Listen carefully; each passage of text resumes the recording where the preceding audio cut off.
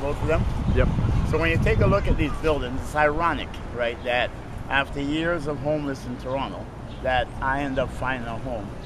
And when I look at these buildings, I think of the Twin Towers, right? And most of you know what the Twin Towers are, right?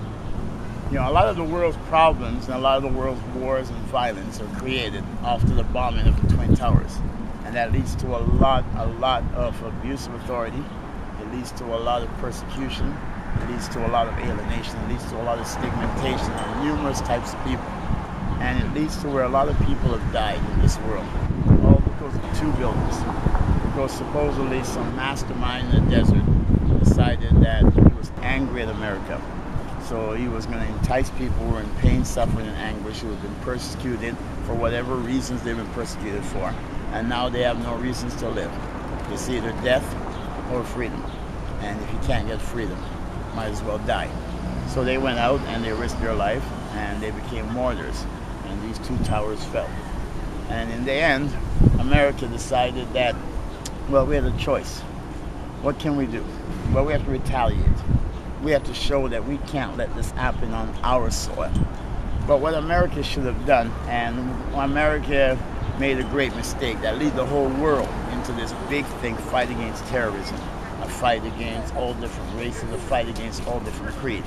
But what America should have done was to seek out the root of the problem. What led people to that state?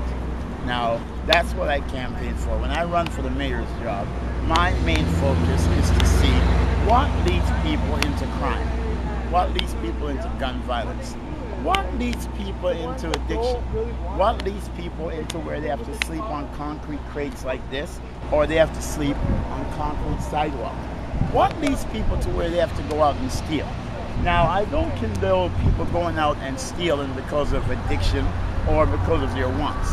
But I can never condemn someone who go out and steal because of food, or because their children are hungry, or because their children don't have the clothing they need so that they can be a part of everyday life.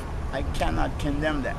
But then you say, yes, but they're still doing this, they're still thieves, they're still doing that. I say, if we change our ways, and if we did not carry on the way we do, then young children like this will not have to grow up to that state, right? Now, we live in a world where it's all about tolerance. What can we tolerate?